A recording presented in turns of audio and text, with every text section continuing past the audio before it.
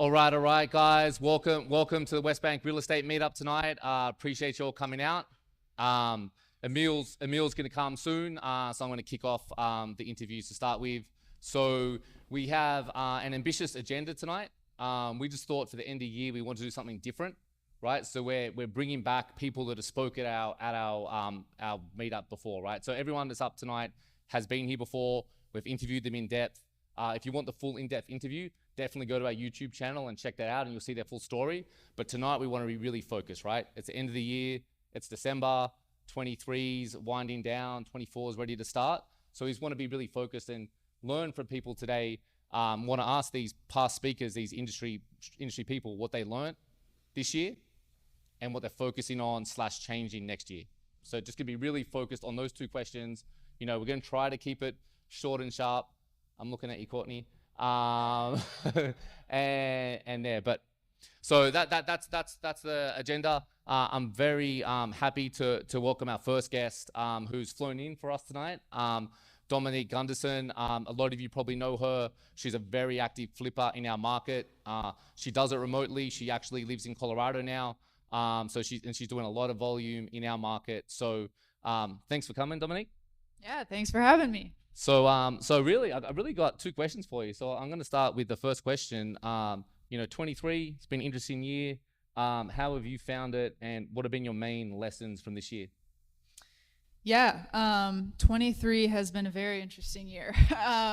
So I would say probably the biggest thing I've learned, which just to give background if anyone doesn't know, I historically have done a lot of fix and flips in the entry level 200K and under price point in Jefferson Parish, single family homes. So pretty much like basic bread and butter houses that most buyers, it's in their price point, easy to sell. Historically has been kind of where the market moves. Biggest thing I learned this year, honestly, is how to accept losing or losses, because man, Q3 and Q4 of this year, like that segment of the market specifically, but all segments of the market just changed drastically. I cannot sell houses right now, like in that price point specifically, 200K and under. Not that we can't get showings, not that we can't get offers. I just can't sell them. Buyers are backing out like last minute inspection repairs, like not even asking for stuff, just freaking out when they see the report and backing out, get to the day before closing and they'll lose their deposit but just not close, like just crazy things. And so I don't know, it's been a mix of like accepting the loss, sometimes financially on a property, but there's a lot of other things that come with that when the market starts to change, at least for me, that I've had to make changes in my businesses this year that feel kind of like a loss, whether it be a loss of team members because things are changing, you got to tighten the ship, or a loss of time because you're doing things over or you're having to change your systems or processes.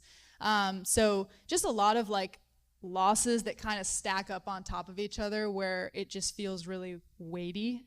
It's not just like, oh man, that was a tough, escrow to get through, but we made it through and on to the next. It's like, man, every day there's like, just different losses of, money, time, relationships, whatever it might be, they kind of stack up. So. How do you pick yourself up from that? Yeah, it's been tough. It's been a hard year. I would say probably for me, it's just like, this is what I love. Yeah. This is what I do. This is what I've always done, like since the day I graduated high school. So for me, like this is my thing, and it'll always be my thing. And I just recognize that there's going to be hard years. Like the good years are going to be really good, and build up and save for the years that follow that aren't going to be as good. So I think that's kind of my mindset, is just that it comes in seasons, and this just happens to be one of the not so good ones, but the really good times are ahead, like they always are. So just got to stick with it. Do you have so I mean, taking losses, sometimes important. Sometimes you got to cut your losses and keep moving. Is there lessons within the losses? Like are there things? What are sort of maybe leading into, like what are the things you're changing / doing differently? From those losses. Yeah, absolutely. So yeah, I mean, when you win on deals and everything's good, it's cool and it's fun, but you really don't learn anything, right? There's nothing that you can figure out to do differently next time. So I would say I've learned a ton from those and changed a ton. Honestly, the things that I'm doing the same in my business, that's probably like a very short list compared to the list of things that I'm changing. I've changed almost everything about what I do this year and will continue to heading into next year. And that looks like change of strategy. I've historically always done fix and flips. Now it's much more open of a wide range, like, hey, is this property best for a flip, a wholesale, a burr strategy with the rental? Like, there's just a lot more things that I'm looking at. A change in price point. I haven't bought a 200K and under exit house in the last 7 or 8 months. Everything I'm doing now is in different price points in different neighborhoods that are a little bit more steady and just have like more consistency with buyers and stuff. On the flip side, changing my team, I think I mentioned, like had to, let certain people go and figure out who to fill in that might be better, or just areas where I should cut altogether, cut back and tighten things up as, the market got tough. So yeah, I mean, I'd say just all around, like, kind of flipped everything on its head that I'm doing. Well, you always had a very specific buy box. I know I always like that about you. And obviously, like, you're adjusting that buy box. Do you have a new one now? Or are you just more open to opportunities? Or how are you looking at new deals to do?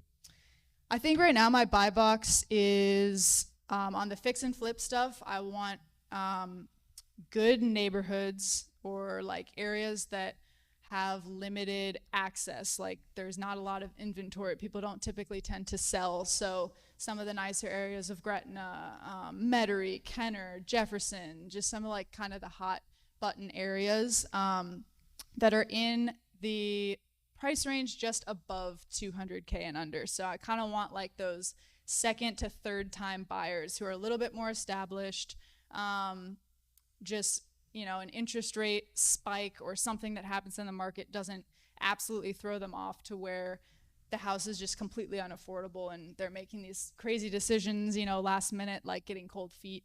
So price point is just a little bit higher, very specific on the area. And then just like, I'm looking for houses that have kind of that wow factor, something special about it, something like it's on an extra big lot, or it has a really great floor plan or layout where there's extra bedrooms or bathrooms, and I can still price it at the same price as some of the not as wow factor comps.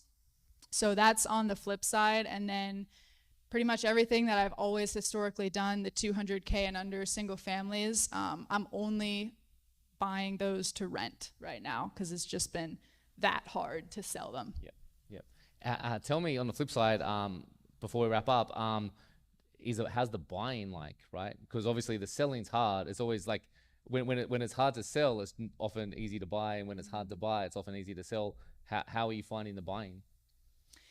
Yeah, I think I probably haven't noticed that as much because I changed to a buy box that is historically harder to buy in. It's hard to find a great deal in Metairie than Marrero or something. So it hasn't been just like all these opportunities have opened up. But I will say, I have still been looking too in some of the areas that, I've historically bought with the lower price points, and it's definitely easier to negotiate, to make offers. Like, the buying opportunities right now, which has also been great, with switching to rentals in that price point. I don't know about other people that do this, but typically for me, if I'm going to keep something as a rental, I typically have to have a little bit better of a spread on it than a flip, because you got to meet those lender criterias to get the cash out refinance and stuff. So yeah, I'm finding deals that work as rentals in that price point where, like, historically, I haven't really been able to keep that many rentals in that price point and do like the full cash out refi because it's just so competitive, and like you can just barely skim enough profit to be like, that's a decent flip. Yep. Okay. Yeah. Any other changes or like anything else you want to leave the audience with as we sort of wrap up this part? Nothing crazy. I think that was a pretty good overview of kind of like what I've been experiencing this year. But I guess I would say, yeah, if you're like just getting started, or you know, it sounds like the year is so bad and like everything has gone to shambles.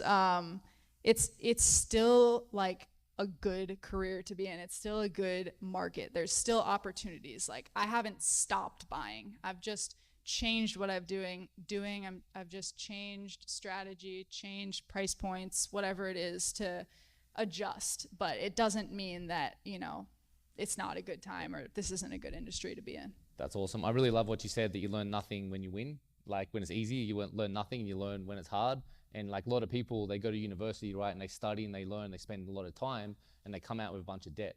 So like they spend a lot of time and money, you know. So sometimes when you take these losses, it's like learning, right? So you've got a degree, so it's okay to lose some money sometimes, you know, as long as you keep going. You know what they say, you don't drown from falling in the water, you drown from not swimming, right? You know, so to keep going and keep moving is definitely awesome. Cool, Dominique, I really appreciate you coming down. We're not going to do questions in this one, but Dominique, you come and drinks afterwards, right? Yeah, I'll be there. Yeah, so we're going to keep these ones. We're not going to do questions, but most of the speakers are going to come to drink. So come, ask her more questions, get more specific, but we want to get the pulse of different people, right? So thank you, Dominique. Give her a welcome.